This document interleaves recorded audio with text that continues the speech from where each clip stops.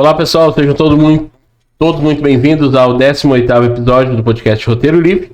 Diretamente do estúdio R-Play, queremos dizer que é um prazer enorme ter você aqui com a gente. E antes de apresentar o nosso convidado, nós sempre apresentamos aquele que está sempre conosco, Rodrigo Rodrigues. Vamos para mais um, Rodrigo? Vamos lá, hoje grande presença aqui com a gente no estúdio. Presença. Então, hoje no 18º, já chegamos na maioridade, né? 18. No 18º episódio, temos a honra de receber como nosso convidado, ele que é pastor da Igreja Remanescente aqui no Brasil e também na Argentina também, meu amigo, meu conselheiro. Hoje temos o prazer de receber aqui o pastor Carlos Menezes. Seja muito bem-vindo, pastor Carlos, ao 18º episódio do podcast Roteiro Livre. Bem, boa tarde a todos vocês. Para mim é um prazer imenso de estar neste momento compartilhando, este momento tão lindo para a gente descontrair e também compartilhar de certa forma conhecimento, experiência e também o relacionamento e a comunhão que a gente tem como irmão em Cristo, pastor. Agradeço a Deus por Deus ter apresentado o Senhor em nossas vidas. Eu sempre falo e digo que há pessoas que o homem nos apresenta e há pessoas que o Senhor nos apresenta. E o Senhor é uma dessas pessoas que eu louvo muito a Deus, por Deus ter nos presenteado, de ter trazido o pastor Jonathan em nossas vidas, como pastor, como pessoa, e também o que o Senhor significa para o ministério remanescente. Amém. Prazer é todo nosso, né? Bem, pastor Carlos, um bate-papo contraído, né? Vamos conversar hoje, vamos falar de testemunho de vida, de experiência de vida, né? E o senhor, né, como acredito que todos perceberam, é argentino, né? Veio pro Brasil já faz quantos anos, pastor? 18 anos. 18 anos, né? Veio aqui plantar uma igreja, né? 18 anos atrás.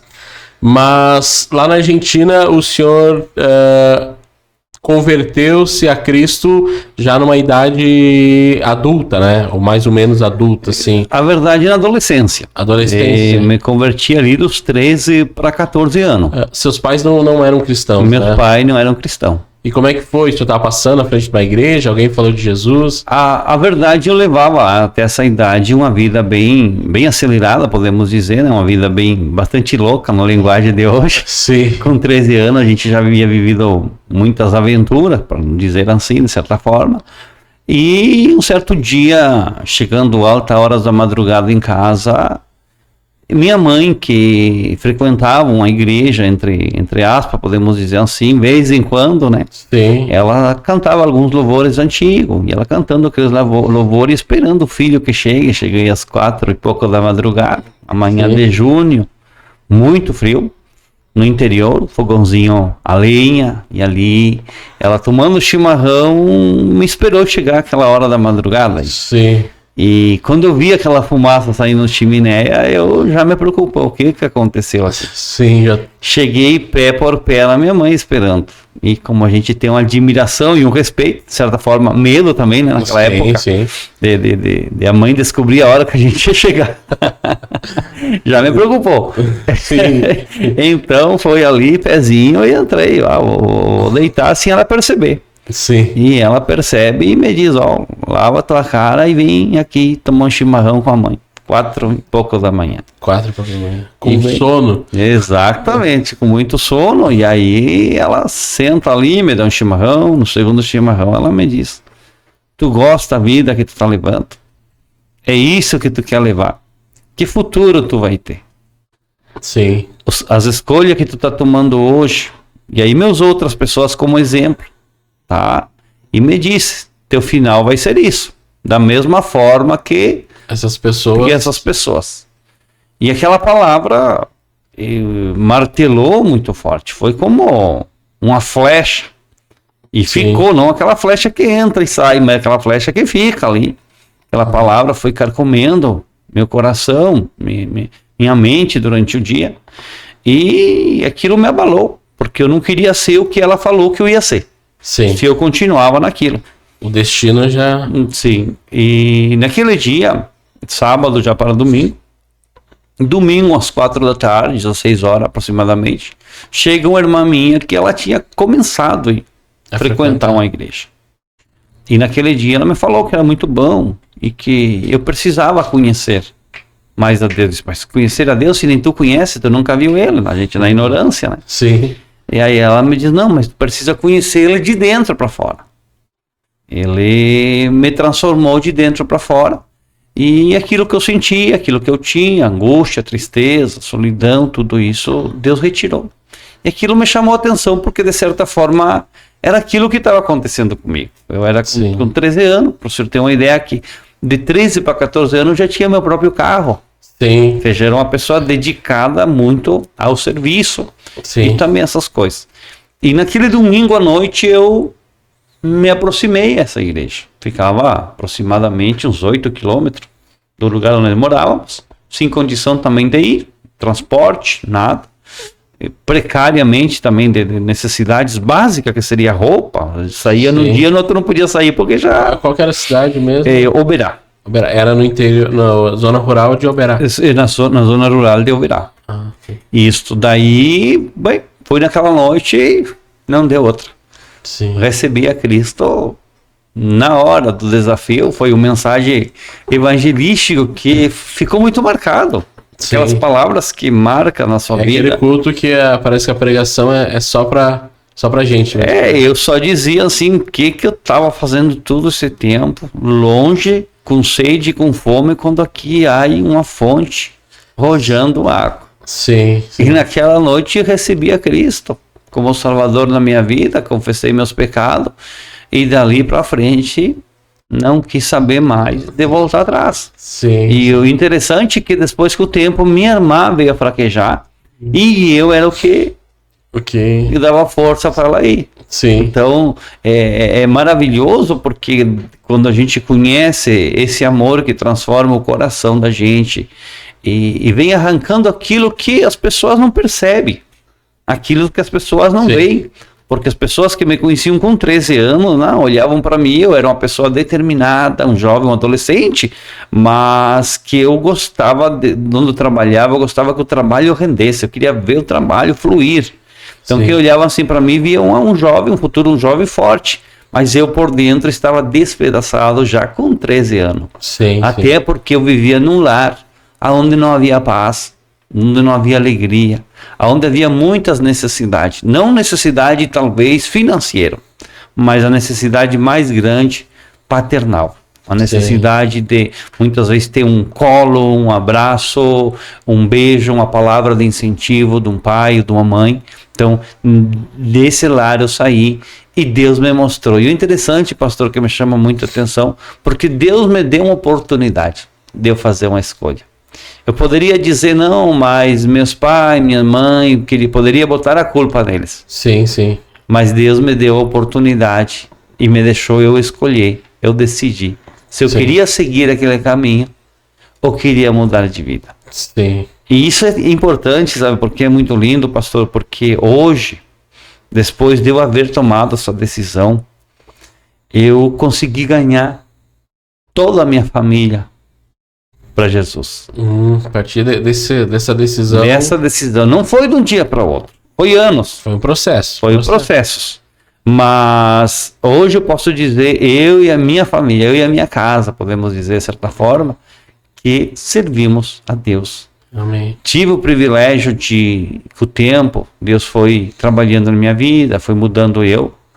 E tem muito para mudar ainda, né? Sim, a gente está no processo da santificação, né? Só vamos ficar perfeitos no dia que tomarmos daqui o Senhor regenera. Tem muito para mudar ainda. Então, Deus fez algo tão maravilhoso, pastor, que no momento que eu decidi, na verdade, meu pai, meu irmão, eles não ficaram de acordo. Tiveram uma resistência. Claro, porque de certa forma eles perderam um companheiro dos bailes. Um companheiro da sinuca. Sim, um companheiro dos bilhares. O senhor jogava sinuca? Sim, eu saía campeão, fazia rodada de campeonato, e eu com 13 anos saía campeão. Por quê? Sim. Porque meu pai e minha mãe, no interior, tinham um bar.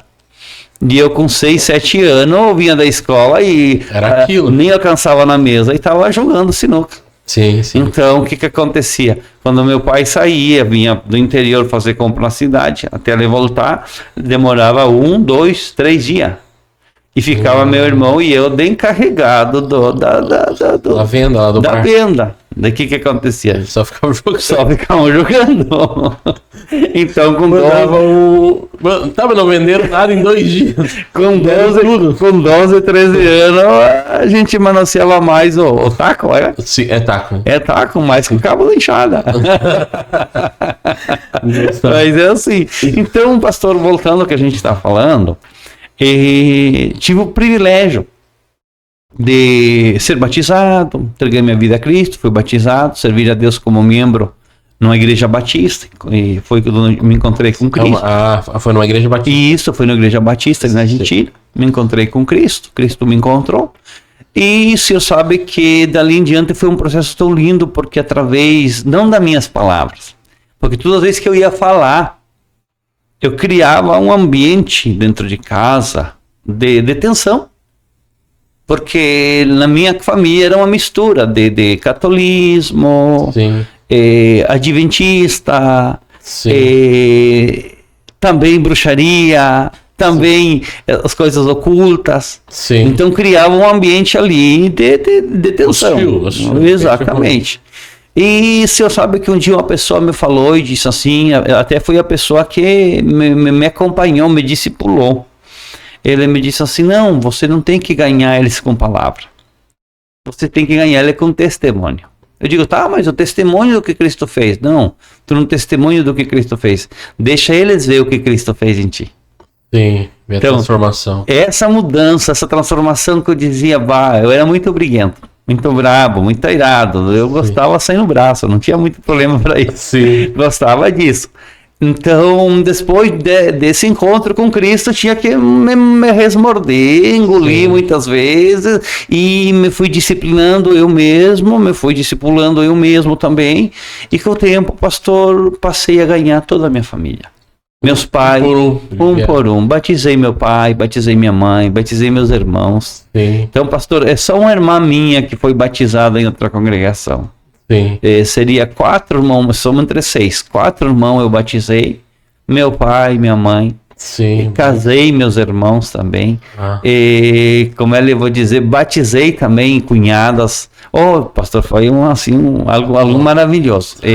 Mas é importante isso, a gente até meditar nisso, né? Sim. Que há muitas pessoas que por aí se convertem e querem passar aquela conversão em palavra para sua casa e sua família. E muitas vezes isso gera confronto. Sim. Isso gera muitas vezes conflitos, ou confusão, discussão, ou até mesmo muitas vezes a pessoa que se torna até fanatismo, né? Sim. Então é importante que muitas vezes nossos atos, nossas atitudes, nossas decisões, elas vão falar mais que nossas palavras.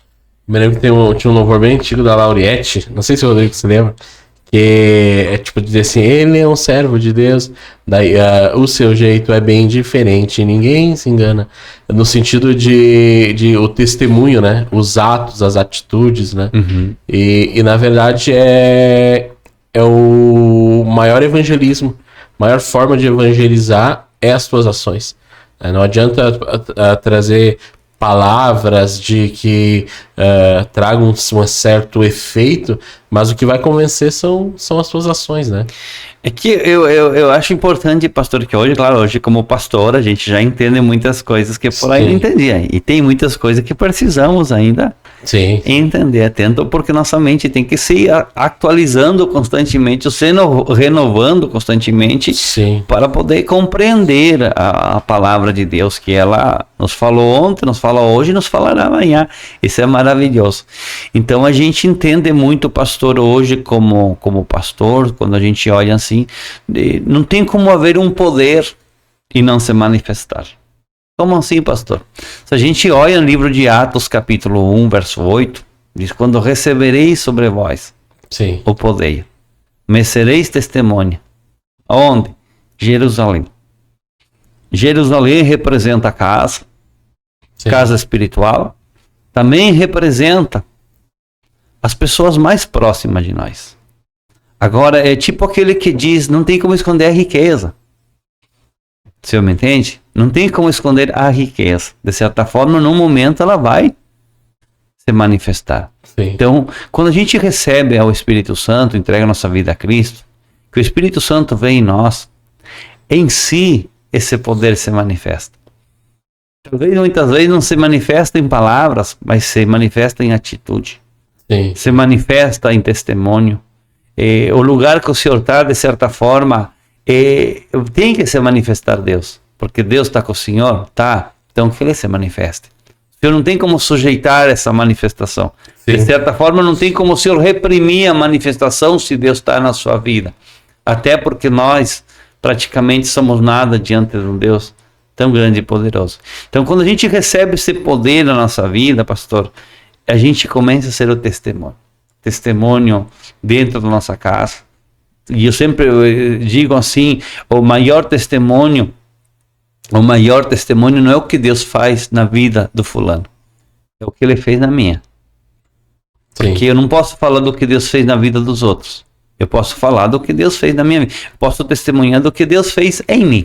Sim. E daí eu posso arrancar dizendo, se Ele mudou, transformou minha vida, me perdoou, eu não merecia. E Ele me escolheu. O mesmo que Ele fez comigo, Ele pode fazer contigo. Sim. E pode fazer muito mais. Tudo vai depender da tua disposição. Sim, perfeito. Pastor Carlos, e a questão do chamado pastoral, como é que foi? Ou como é que o senhor foi enviado primeiramente lá na Argentina mesmo, e pela Igreja Batista, ou o senhor já tinha migrado para uma outra igreja? Não, eu já tinha migrado para a Igreja Gilgal. Mais ou menos, quantos anos o senhor tinha? E eu fui no 98, me batizei, tá? No 2004, eu passei a congregar. Depois de 6 anos, começou a congregar na Gilgal. Isso, sim. E no 2006 eu fui enviado para o Brasil. Em 2 anos já... Em 2 anos passei o processo de diácono, presbítero, pastor e aí veio fazer a missão para o Brasil. Mas é importante, pastor, o tema do chamado, e se dá o tempo, quero enfatizar, Sim. porque o senhor sabe que antes de eu conhecer a Cristo, Ele já me conhecia. Sim. Isso é importante. Por que eu digo isso? Porque hoje, pastor, estão confundindo muito com cargos o chamado. Uma coisa é cargo, outra coisa é o chamado. Sempre digo, cargo é dado pelos homens, chamado, ele é divino, chamado por Deus. Olha só, vou lhe usar o testemunho que aconteceu comigo. Antes de eu me aproximar a Cristo, entregar minha vida a Ele, eu tive um sonho. Esse sonho de eu estar pregando para a multidão e pregando para muitas pessoas. E nesse sonho eu estava num estádio. Sim. Tá, mas para mim foi insignificante. Não Sim, tinha nem entrado na igreja evangélica. Sim. Não tinha. Para mim isso aí foi dormir de barriga cheia ou comi muito feijão ou algo. Alguma coisa. Não tinha. Naquele momento eu não tive uma explicação, nenhuma interpretação, nem convicção do que estava acontecendo. Mas como eu disse, não é eu que conheci Cristo, foi Ele que me conheceu primeiro. Sim. Então passou o seu tempo e minha mãe um dia me diz: vem aqui, eu quero te contar uma coisa. Como assim? Sonhei contigo. Toda mãe sonha com filho, né? Sonho bom ou ruim? Aí ele disse, mas o que foi? Não, coisa assim, eu sonhei contigo, que tu estava assim num estádio, pregando. Mãe, mas há dias atrás também, Ficou por isso. Ficou por isso, tá? Passaram seus tempos, eu tendria que ter ali uns 11 anos, 12, antes de eu ter o encontro com Cristo. Ao passar os tempos, quando eu entrego a minha vida a Cristo, eu assim fui entender que Deus tinha um propósito com a minha vida. Só que ainda não entendia qual era o propósito. O propósito em si, Não entendia qual era o propósito. Sim. E hoje, como pastor, eu entendo. Deus já estava construindo já. Deus já estava construindo. Quando Deus usou a vida do pastor Ramon de Matos, a chamada ao pastorado, eu mesmo disse assim, Deus, mas eu não é para isso, não quero isso. Eu quero aí fazer uma tenda, aí fazer uma pregação aí, até porque eu trabalhava em programa de rádio também. Daí eu disse, até isso aí eu quero me envolver, mas isso aí de pastorear, Ainda mais no Brasil. E daí foi, não, mas foi uma das coisas, pastor, por isso que aí é importante, você me fez lembrar algo, que quando eu fui chamado a diácono, que eu vi que a coisa estava ficando séria, que eu vi que a coisa estava ficando séria, a saia estava ficando justa, você me entende? Que eu estava vendo que alguma coisa estava acontecendo, que Deus me estava encurralando. Sim. Me estava encurralando e não me estava dando opção, como quem dizendo, voltar para trás, não posso voltar mais. Como é aquele ditado que se volta o bicho pega, se para O bicho come. então não tinha, eu tinha que continuar, tinha que prosseguir. Então veio à minha mente isto. Puxa, mas Deus me mostrou num sonho. Deus me revelou num sonho que Ele me estava chamando para isso. E agora Deus só está confirmando. Porque Ele me mostrou aun quando eu não entendia. Aun quando eu não conhecia. Sim. E não sabia o que Ele tinha para mim. Então, quando fui chamado a diaconado, que eu vi que a coisa começou a ficar séria, eu comecei a entender isso. O chamado. E aquilo começou a arder dentro de mim, pastor. Por isso que eu quero dizer, Jeremias fala, Jeremias 20, verso 9, quis calar-me, quis ficar quieto. Decidi eu de não falar mais de ti. Mas aí uma chama dentro de mim que está ardendo. Então, muitas vezes, pastor, o que é o chamado? Isso é importante a gente falar. Porque não vai dizer que nunca quis. Não, eu nunca quis abandonar Cristo. Mas que quis parar como pastor já umas 50 vezes. Você entende? Se Deus me desse escolha hoje, filho, tu quer ser só um membro? Amém, Senhor. Aplauda de pé. Sim. Mas como o chamado é irrevogável, não sei se é a palavra certa. Irrevogável. Irrevogável. Se eu falar melhor português. Então, não se pode, você não me entende? Voltar atrás. Já não tá mais, não depende mais de mim. Deus que é Deus não retrocede, por que eu vou retroceder? Então, isso é importante, pastor, quando vem o chamado. O chamado, a gente sabe que muitas vezes se estreita tantas coisas, se fecha tantas coisas, mas a gente jamais pensa no coração de desistir de Cristo. Sim. Então, como chamado de pastor, se desse para abrir mão, a gente desse para fazer escolha, sim, pudéssemos escolher, né? O Brasil, como é que foi apresentado? Tem uma família lá no Brasil e nós estamos enviando. Como foi apresentado? Bem, antes de ler essa resposta, eu quero terminar, que agora eu me lembrei. Quando fui chamado a diaconado, eu falei a Deus assim, disse, Deus, se tu me vai enviar, ou se eu tenho capacidade de ganhar alguma alma, ou de pregar o evangelho, me manda para o Brasil. O Brasil? É o Brasil. Até porque na escola me chamava o brasileirinho. Encontrava o meu pai na rua, é o brasileirinho. Porque como a gente foi do interior, bem fronteira, ali o brasileiro, tudo fala, do lado argentino, tudo fala em português. E isso é importante que eu vou cobrar do senhor hoje. Porque os argentinos vêm no Brasil e tem que falar português. E o brasileiro vai para a Argentina e fala no português. Por que eu respondo? Porque quando a língua é bonita, ela não pode ser. O pior é que eu não. Pastor, Sim. Então, o senhor vai tudo na fronteira. Por que os argentinos mandam o brasileiro embora? Mas o senhor vai tudo na fronteira, pastor. Do lado argentino, tudo português. Tudo português. Né? Bom, assim, 10 quilômetros. Assim, fronteira, 10 quilômetros do outro lado, abarca todo o Brasil. Até as redes sociais, rede de televisão, não... Português. E outra coisa, outro dado importante, que ainda para ajudar eles torcem para o Brasil. Então lá na Argentina e torce para o Brasil.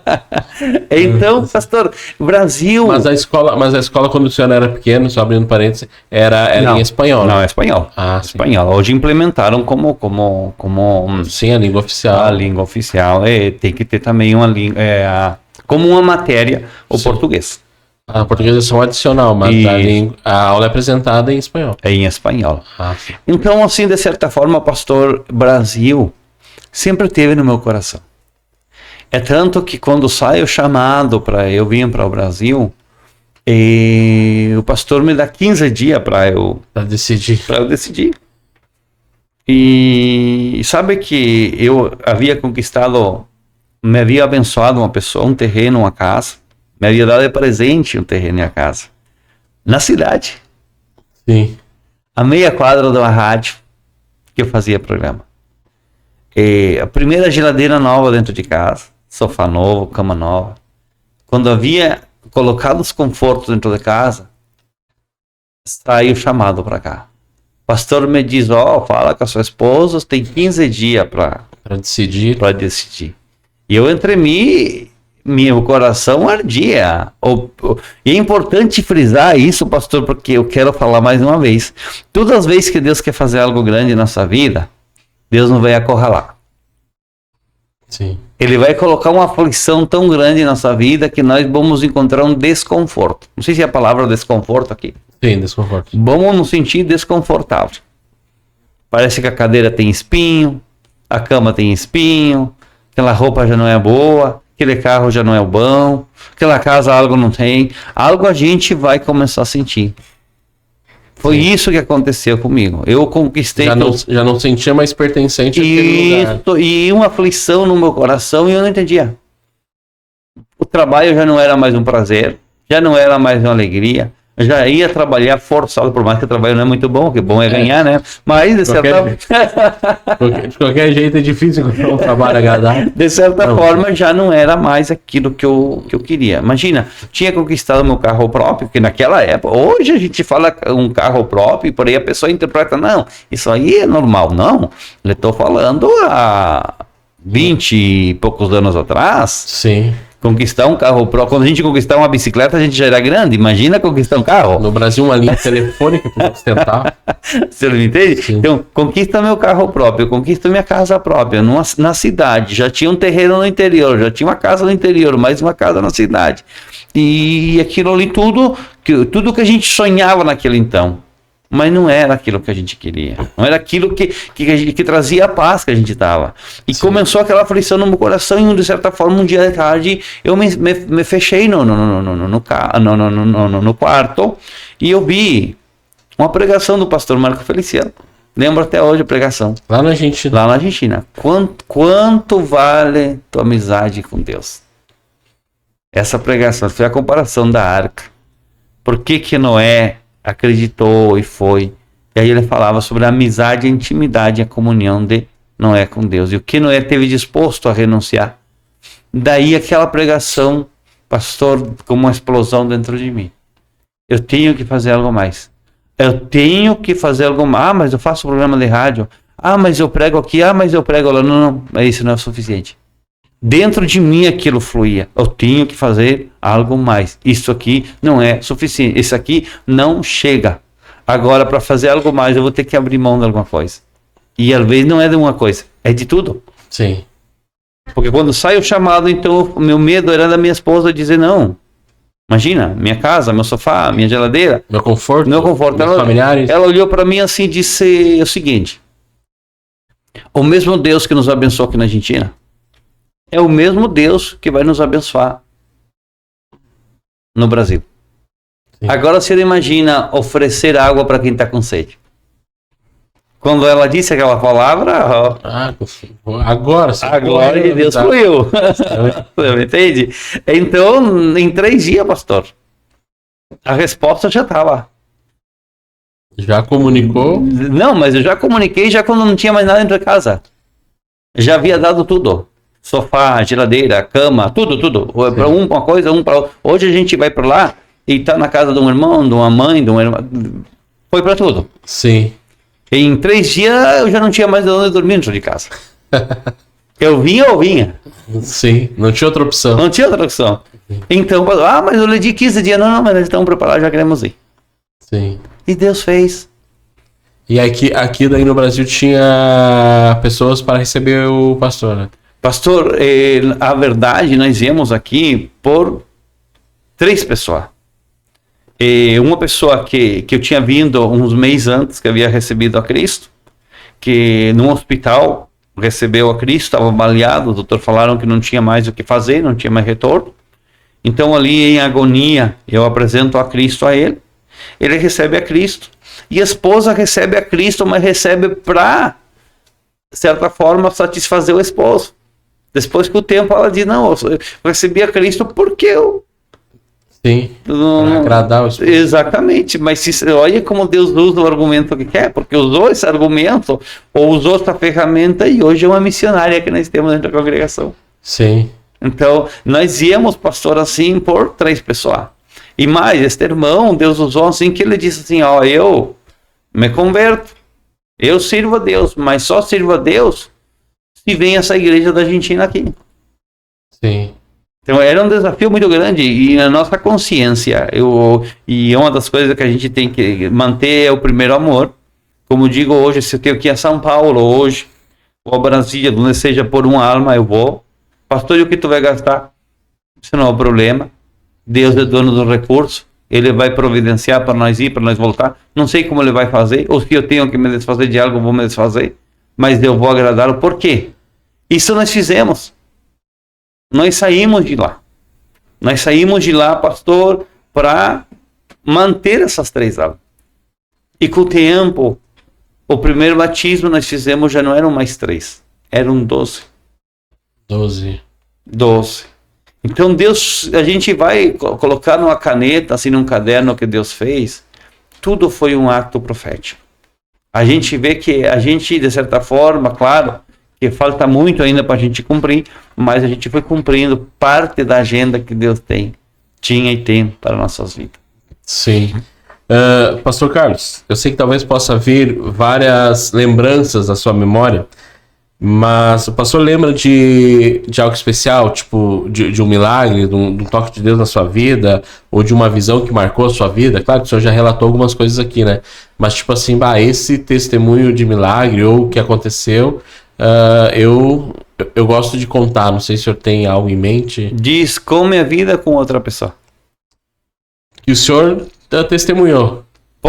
Posso testemunhar da minha vida e de outra pessoa. Um exemplo, da minha vida, eu tinha 3 hérnia, disco de coluna. Tá? Sim. O doutor me falou aos 18 anos, se te faço cirurgia, tu não volta a caminhar. Hoje, claro, avançou a medicina, Sim. a tecnologia, a ciência. Mas naquela época ele falou, o seguinte, tá muito inflamado, tá muito infeccionado, não tem o que fazer, a hérnia é muito grande. E não tem o que fazer, nós te fazemos cirurgia, tu não volta a caminhar. Então vai mantendo assim. E aquilo me carcomia noite e dia. Imagina, 18 anos, Sim. recém-casado ainda, Sim. um filho, e porque eu me casei jovem, pastor, 18 Sim, anos, 18 esposa anos. 17. Então, pastor, e aquilo me carcomia, não poder caminhar, não poder manter minha família, não poder correr com meu filho, andar com meu filho. E o senhor sabe que então surgiu uma campanha, e nessa campanha eu fui, e Deus me curou. Lá na Argentina. Na Argentina, Deus me curou. Sim. Então, o meu chamado foi, de certa forma, caracterizado com sinal de Deus. E esse mesmo poder que me curou, pastor, eu posso contar um de tantos testemunhos que Deus usou nas nossas vidas. A gente orou também por uma pessoa que 13 anos estava seco. 13 anos seco. Nós oramos 3 vezes na mesma noite. Ungimos 3 vezes na mesma noite. E Deus havia determinado no meu coração, não pare de orar enquanto eu não curo. Oremos 3 vezes, ungimos 3 vezes e Deus o curou na mesma noite. Isso aqui no Brasil? Isso já aqui no Brasil. Já aqui no Brasil. Ah, que benção. Pastor, hoje a igreja remanescente, né? Ela está tanto no Brasil quanto na Argentina, né? Em ambos os países, né? O senhor, tipo, veio para o Brasil como enviado, mas daí agora enviou para a Argentina de volta, né? Ou reiniciou o trabalho lá. O propósito, é aqueles que eu digo, os caminhos de Deus não são os nossos, né? Sim. Porque se Deus talvez me enviasse eu para cá, para depois voltar para lá, se ele falasse para Abraão o que ia acontecer, Abraão não tinha vindo. Sim. É verdade. E analisando então a partir do contexto que as igrejas remanescentes estão, né? Na feitoria ou lá no bairro, lá em Oberá também. Em Oberá. Qual o país, na sua percepção, tem mais sede de Cristo? Sei que a gente já tinha falado antes, né? O Brasil ou a Argentina? Como o senhor sente assim, não? Qual país tem mais sede de Cristo? Qual o país tem uma ideia de quebrantamento a Cristo, claro, dentro do contexto onde a remanescente que está, lá na Argentina e tanto aqui quanto no Brasil. O senhor sabe, pastor, que por aí, para responder isso, eu vou trazer uma profecia, para nós entender mais ou menos, e eu lhe querer explicar a minha visão. Sim. Há uns 20 anos atrás, Deus usou uma pessoa, um profeta, que falou assim, que ia haver um grande avivamento na América Latina, tá? E especificamente Brasil e Argentina. Diz que Argentina se levantava poderosamente com o poder da palavra. Mas daí uma grande serpente, ela abria sua boca e lançava como uma água e apagava os altares. Quando estava por se apagar o altar, Deus levanta o país brasileiro com um avivamento através da adoração. E a adoração incendiava os altares argentinos. E a adoração recuperava o poder do avivamento. Sim. Então, pastor, se hoje eu ajunto isso, que naquela época, muito tempo atrás, a gente também, poucas experiências, né? Pra gente era algo meio, até algo surpreendente. Hoje eu trago, pastor, e é isso que a gente está vivendo. Por exemplo, a Argentina tem um sede da palavra de Deus. Hoje nós vemos a Argentina que cresceu muito no conhecimento da palavra. Mas se hoje o senhor dizer, eu estou falando um exemplo assim, eu vou falar mais específico a cidade onde a gente está, não vou falar um nível nacional, mas eu vou falar a cidade que a gente está na Argentina. Se o senhor dizer hoje, gente, vamos nos acampar aqui na igreja, porque tudo temos que ser batizado com o Espírito Santo, vamos ficar aqui 3 dias em oração, toda a igreja fica. E uma das coisas importantes, pastor, que eu vivi na Argentina nesses últimos tempos e me chamou a atenção, que a mim me quebra quando eu falo isso. Todas as vezes que eu fui fazer o desafio de quem queria receber a Cristo, sabe qual foram as pessoas que mais passaram na frente? Quais? As crianças. Yes. Crianças se jogaram no altar, pastor, e diziam, eu quero a Cristo. Pastor, e um despertamento nessas crianças, uma sede de Deus nessas crianças, pastor. Um despertar tão grande dessas crianças. Se eu lhe passar uma gravação que eu tenho de um sobrinho meu de 4, 5 anos, a mãe dele perguntando sobre a Bíblia e ele respondendo sobre os personagens e explicando os personagens, Sim. o senhor se surpreende. Sabe que ele diz, mãe, eu quero ler a Bíblia. A minha irmã diz, filho, tu não tem idade para ler a Bíblia, tu não sabe ainda ler, mas eu quero ler. Então pede para que Deus te ensine. Ele vai no quarto, ora, e sai dela, mãe, estou lendo a Bíblia, Deus me ensinou. Sim. E começou a ler a Bíblia, pastor. Não lê um livro, não lê um dicionário, não sabe ainda, sabe as palavras, não sabe ajuntá-lo, mas a Bíblia o senhor dá, e ele lê.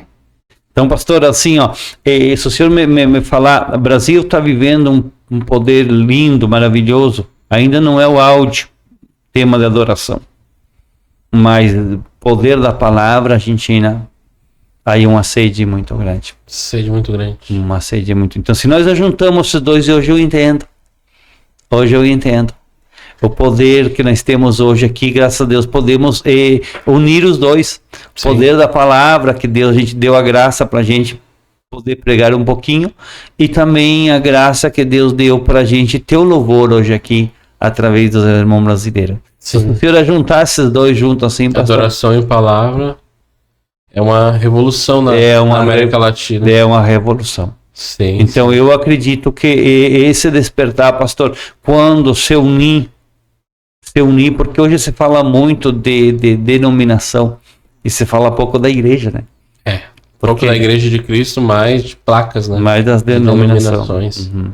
Então quando nós entender que nós não somos denominação, mas somos igreja, Sim. Vai trazer uma explosão. E parar com essa rivalidade, por mais que a Argentina sempre ganha do Brasil, mas parar... Só jogo de bonito. parar com essa rivalidade. A história tava tão bonita. Entender, pastor, que o melhor jogador do mundo é o Messi, então daí... Não, mas voltamos a falar. Não, é bem assim, mas segundo jogo, né? Tá, ó, o episódio vai na quarta-feira. Na quarta-feira ao ar. Um de nós vai estar feliz. Ou quando vem dar empate também. Não tô nem pra seleção brasileira também. Que ganha Cristo. Que ganha Cristo. Mas aquilo que a gente tava falando é importante essa. Porque hoje eu vejo muito que as pessoas estão, pelo menos no Brasil e falando aqui no contexto de São Leopoldo, né? Os cristãos estão muito mais, tipo, parece que para a igreja é como ir à igreja é como bater ponto e ir para casa, tipo assim, claro, não estou generalizando, né? Mas é uma grande parcela, parece uma obrigação. Ou se, vamos fazer um evento a mais. Não, mas aí eu vou estar cansado pro trabalho, eu vou estar isso e aquilo. E claro, realmente a gente sabe que é um cansaço físico. Mas diferente, por exemplo, a gente fala do primeiro amor, né? Quando tu se converte, não? Quando Deus vai ao teu encontro e tu entrega a sua vida a Cristo, tu quer estar toda hora dentro da igreja. É que, pastor, eu vou dizer assim, uma coisa, é o seguinte, uma coisa é o senhor trabalhar por seu salário normal, que o senhor recebe e paga a conta. Sim, só entra num dia, no outro não tem mais nada. Certo? Sim. O que ele vai sobrar? Hora extra. Sim.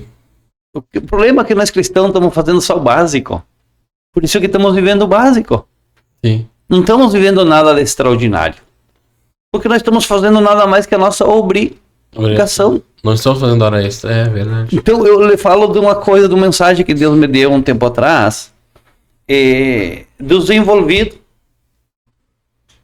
e os comprometidos. O envolvido me dá o peixe, o comprometido vai pescar. O envolvido ora por mim. O comprometido vai orar. Sim. O envolvido vive a glória dos outros.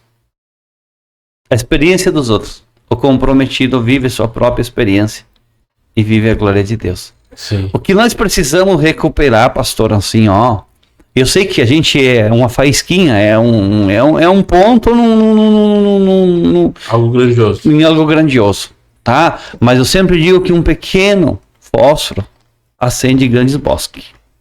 Então, se nós entender isto, que se nós nos comprometemos com Deus, Deus se compromete com nós.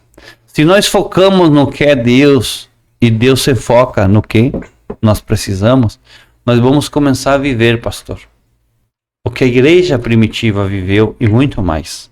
Sim. Porque quando nós olhamos ali a igreja primitiva, eles nem estavam pensando que iam vestir, o que iam comer.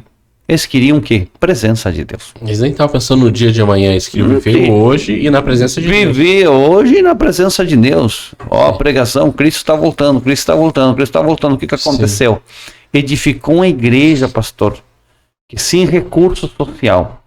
Perseguida, sem recurso tecnológico, eles chegaram aos confins da terra. Sim. Se nós olhamos geograficamente, e aí entramos numa área que o senhor sabe muito, muito mesmo, nós já estamos aqui nos confins da terra. Sim. E o evangelho chegou a nós. Sim. Então, hoje estamos vivendo os dias proféticos. Sim. E para que venha acontecer, pastor, Cristo não pode vir buscar a igreja hoje. Do qual que nem eu se Cristo hoje vem, estou preparado para subir. Se nós olhamos assim, nós estamos vivendo só o normal. A igreja que vai subir, pastor, eu acredito na minha filosofia, na minha teoria, é uma igreja ardente. Uma igreja que seja apaixonada pelas almas. Uma igreja que gema diante de Deus para ganhar almas todos os dias. Sim. E hoje a igreja está envolvida muito em clube social, entretenimento, mais algo na agenda. Isso, diversão. Vamos fazer algo aqui para entreter as pessoas. E as pessoas se estão entretendo, pastor. Choram, derramam lágrimas, mas saem da porta da igreja e vivem a velha vida que estavam vivendo. Sim. seja, avivamento é transformação, é mudança. Tu me encontrar na segunda, eu sou o mesmo que do culto do domingo. Tu me encontrar na sexta, eu sou o mesmo do culto de domingo. Aquela alegria, aquele gozo, aquela força, está dentro de mim. Sim. Posso estar despedaçado por fora, mas dentro é uma chama dentro de mim que não me deixa parar. Sim. Então, pastor, eu acredito assim que nós precisamos neste tempo, como igreja, como pastor, nos posicionar e recuperar o que se perdeu e também nos preparar para o que nem a igreja primitiva viveu, o que nós vamos viver nesse tempo. Sim. E já para terminar, para entrar em outra ponta, é muito importante que a mim me fascina, como diz o argentino, isso me gusta muito, falar do amor de Cristo. Sim. Gosto muito, pastor, porque o senhor olha assim, quando recebereis o poder, me serei testemunha. Daí nós dizemos, eu quero o poder de Deus. E eu te pergunto, e para que, pastor Jonas, tu quer o poder de Deus? Só para si é egoísmo, né? É para transbordar. Para quê? Para o outro, Agora eu lhe pergunto, quando Cristo recebe o poder de Deus, simbolicamente que desce sobre ele o Espírito Santo, símbolo de pomba, tudo isso, conhecemos esse versículo ali, para onde o Espírito leva ele? Primeiramente, claro, teve quando desceu ele foi para o deserto, foi aos 40 Tá, para onde levou ele? O deserto. Ao deserto. Quando o Espírito de Deus vem sobre a vida de Ezequiel e coloca ele de pé, para onde leva ele? Já é meio difícil, já daí eu me lembrei. Aí faltou isso quando domínio. Para o vale de osso seco. Para o vale de osso seco. O que nós queremos, pastor? Que o Espírito de Deus entre sobre mim e que eu tire o Lula e que eu seja o presidente do Brasil. Amém, teria bom isso, mas tá bom. Mas que tire o prefeito e que eu seja o prefeito, que me tire da vila e que me leve para o palácio, que me tire do deserto e que me leve para a glória.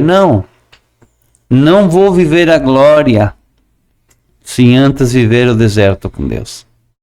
Então, vem o Espírito de Deus e coloca Ezequiel de pé e leva ele para o vale de osso seco. E enfatizando essa palavra, para nós entender, pastor, que nós que somos chamados, nós temos que entender que Deus nos vai levar para o vale. Sim. Antes de nós experimentar a glória dele na vida das pessoas, nós vamos ter que nós experimentar a glória dele na nossa vida. Sim. Deus leva Ezequiel para o vale de osso seco e ainda faz uma pergunta irônica. E esses ossos aí? Tu acha que eles podem viver? O que tu tá achando? São ossos secos, ressequidos. Bom, olhando humanamente, tem que fazer.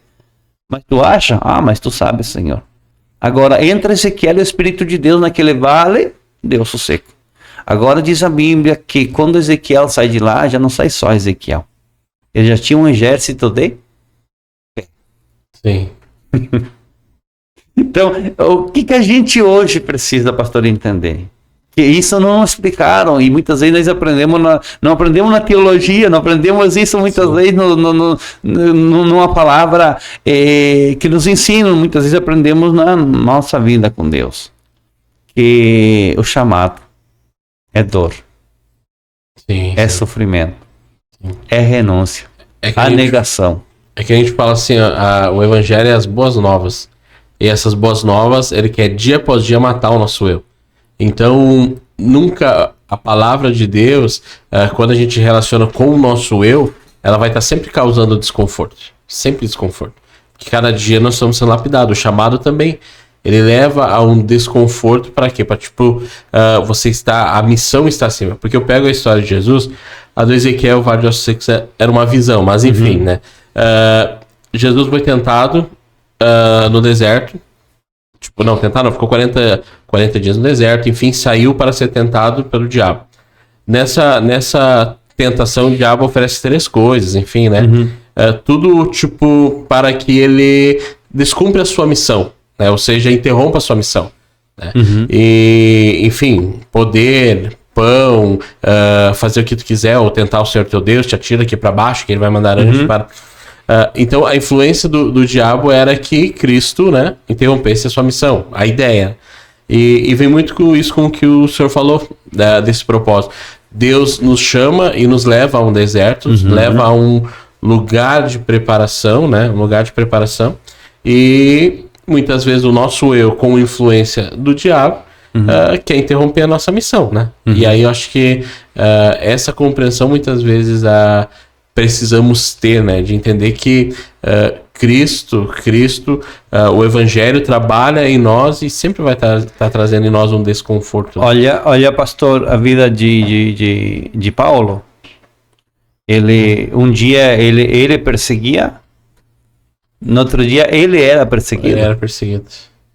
Ele trocou o conforto pelo desconforto, porque quando ele perseguia, estava tudo favorável a ele. Os judeus eram a maioria, Isso. os fariseus eram a maioria. Mas aí é importante nós entender, pastor, assim, não sei se vai sair em explicação certa, em palavra certa seria, nós entender que o mundo espiritual, ele é até mais certo que o mundo físico. Por que, pastor, o senhor olha um homem carnal? Ele não tem a metade das lutas nem as dificuldades que tem um homem espiritual. Verdade. Porque o carnal busca só o que perece. Sim. E o espiritual busca aquele As coisas eternas. eterno. Sim. Coisas que não se vê, mas que ele espera. Sim. Então, imagina se lutar por algo que o senhor não está vendo. É fé. Algo que... E é para isso que Deus nos chamou. Sim, sim. Eu uso muito aquela palavra que diz Paulo, que ele tinha determinado prosseguir de alcançar. Por quê? Porque ele foi alcançado por Cristo. Seja, Cristo me alcançou, Cristo lhe alcançou, ou Cristo nos alcançou, para que nós podemos alcançar aquilo que nós não poderíamos alcançar Sozinhos. carnalmente. Carnalmente, Perfeito. Pastor Carlos, quando chegar a melhor idade, que é o que dizem, né? Que é a velhice, né? Pra mim não... Reumatismo, diabetes, não sei se é a melhor idade. Mas enfim, digamos que é a melhor idade. Depois o senhor presta atenção no seu assessor ali que tá lhe chamando. O José, depois eu vou apresentar o José aí que tem umas... Não, fica aí, José. Depois eu quero te apresentar aí pra... Vai que tem uma irmã solteira aí. Fica aí, hein? No dia... Quando chegar a melhor idade, no caso a velhice, né? Qual lugar o senhor vai preferir estar? Voltar para a Argentina, seu território, aproveitar a sua aposentadoria? Ou o senhor prefere ficar no Brasil, terminar os seus dias aqui no Brasil? Ou ainda não pensou? Não, já tenho no meu coração certa coisa, mas não posso revelá-lo muito agora. Esperar o tempo de Deus, porque por aí vai surpreender algumas pessoas. Sim. Mas o projeto meu, pastor, é enquanto tiver força para pregar o evangelho, eu quero pregá-lo. Tá? Sim. Talvez não com a intensidade de um pastorado. Sim. Mas digamos assim, lá com 75 anos. 75 anos já estamos bem velhos, né? Desculpa os que têm 75 anos aí. Mas aí o senhor, claro, pregando a gente sempre vai estar pregando. Aqui, lá, colar no supermercado, na fila do açougue, em algum lugar. Mas tipo assim, não, eu vou me jubilar, vou me aposentar. O senhor prefere passar os últimos dias no Brasil ou na Argentina? Argentina. Na Argentina, voltar para casa. Voltar para casa. Por questão de quê? Meus irmãos, a gente tem uns irmãos de sangue, que a gente tem uma intimidade tão grande que a gente consegue ser amigos. Sim. Tanto que eu tenho um irmão meu que ele faz ano 5 de junho. E eu faço 6 de junho. Um dia de diferença. Sim. E quando as coisas estavam um pouquinho melhor, eu vim para cá. Quando ele não vinha para cá, eu ia para lá. Sim, mas comemoravam juntos. Comemoravam sempre juntos. Até os 26 anos, nós comemos a mesma torta junto. Minha mãe fazia uma torta para nós dois. Tanto Sim. que comemos tanto uma vez e ele parou no hospital com hepatite. Deu uma consequência grande. Então, por essa comunhão, claro que Deus irá determinar. Hoje, se o senhor me perguntaria, seria isso. Por quê? Também por a forma que lá é um lugar assim, que o senhor tem lugar muito para cachoeira, rio, pomar. É um lugar muito bom para isso. Sim. Então, é isso que tá hoje, mas por aí vem os netos. Tudo depende. Tudo né? depende. Hoje é isso, mas lá... Por aí pode começa a estar. aparecer uma nora logo. Não, mas a gente vai tentar arrumar na hora hoje. Então tá bom. No dia 12 de abril agora, né, pastor? Hoje de manhã a gente falou, vai ter a inauguração do novo espaço da Igreja Cristo Filhos. O senhor vai estar lá, né? Trazendo a palavra, o senhor... Bota lá. Sim, eu convidei de manhã, agora estou reformulando o convite para o senhor não dar negativa, né? Vai estar o coral da Igreja Remanescente, vai ter a família Matos, eu estou convidando sempre para eles, né? Mas eles vão receber essa palavra. Qual é a sua expectativa para esse dia? O Rodrigo? Vou lá, Rodrigo? Rodrigo, ó, benção. Vai estar, dia 12 de abril no sábado, Rodrigo, ó. Comprometido aí, fala no microfone. Já vou botar na agenda já para poder estar lá. 12 de abril, sábado, às 19h30. Perfeito? Perfeito. Qual a sua expectativa para esse dia? Um dia qualquer, capaz. Qual a sua expectativa para esse dia, esse sábado, dia 12? Aproveita que vai ser o recorte aí. A minha Qual a expectativa para estar participando juntamente conosco na inauguração do novo local de culto da Igreja Cristo Filho? A minha expectativa é algo maravilhoso. É que haja uma manifestação gloriosa de Deus. Amém. Que tenhamos como mínimo, umas 10 almas para Cristo. Amém. Tá? E um momento agradável diante de Deus. Porque, como eu falei já, né? Que me perdoa, a pastora Marluce, eu lhe amo muito em Cristo. E para mim o Senhor é um amigo e sua conquista é minha conquista, sua bênção é minha bênção. Então, estarei ansioso já programei um jejum, oração ali, especial e particular, para que Deus venha mover sua mão e fazer coisas lindas. Amém. Então, antes de encerrar, eu quero... Ô, José, chega aí. Vem aqui na frente. Cedo lugar, cedo Não, lugar. acho que a câmera vai pegar, hein? Bota com a gente. Tá. E aí, José... Não, mas tá, pode pegar a cadeira e senta Vem aí. aqui. Eu vou estar apresentando o José, que é um menino de... Quantos anos, José? 18 anos? 18 aninhos, José? 19. Já não é tão novinho assim. 19 anos aí. E fala aí, José, como jovem aí... qual é o teu, tipo assim... O que é Deus pra tua vida aí? Vamos fazer uma propaganda boa. O que é Deus pra tua vida? Bom, cumprimentar primeiro, né? Boa tarde a todos. É uma honra e um prazer estar aqui, né? Com o pastor Jonathan, com meu pai, com o irmão Rodrigo, né?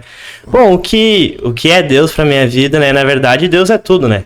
Porque a gente, quando a gente é jovem, a gente tem que entender que se já começa sem ele, já não vai dar certo. Então a gente trata, graças a Deus, tenho meu pai como minha maior referência, como pai, como amigo. Então ele sempre ensinou eu, ao meu irmão, de tudo a gente colocar a Deus, né? Então que se a gente faz aquela oração que eu sempre digo que dói, mas a gente faz, Senhor, se for da tua vontade, que aconteça. E quando não é da vontade dele, não acontece, a gente fica um pouquinho triste. Mas a gente entende que o que ele tem, a vontade dele é boa, é perfeita, é agradável. Então a gente sabe e entende que Deus, ele é tudo, né? Ele é o princípio, ele é o meio e ele é o fim. Amém. José, antes de comentar qual que é esse teu cabeleireiro aí, com esse cortezinho aí, como é que tá aí? Solteiro, casado?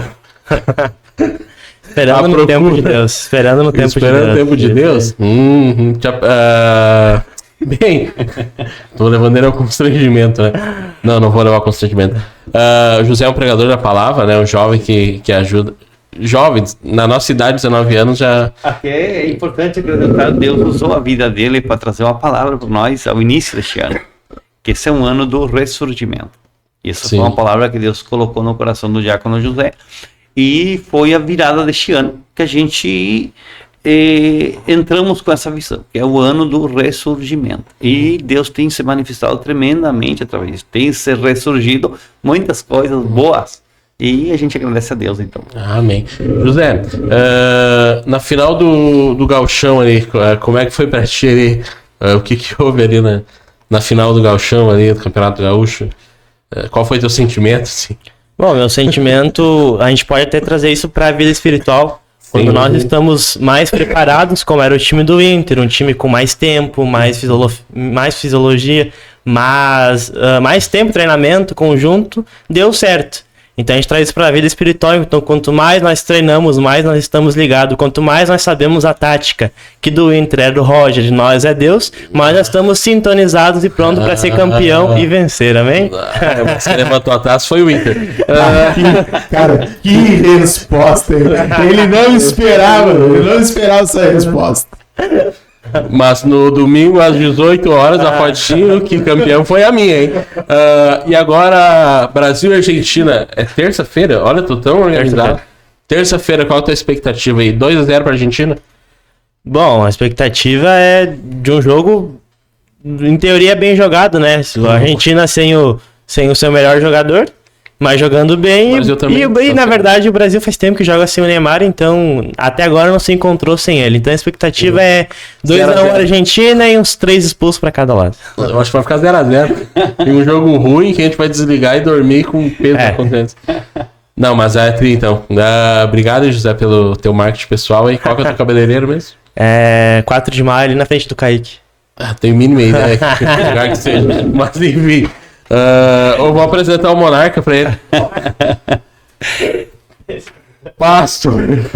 Pastor Carlos, foi um prazer receber o senhor aqui. Já fechou o tempo, né?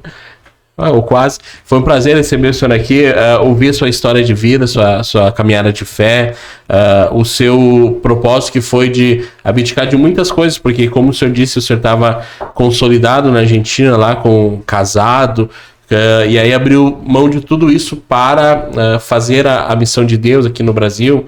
Já está aqui há 18 anos, né? 18 anos.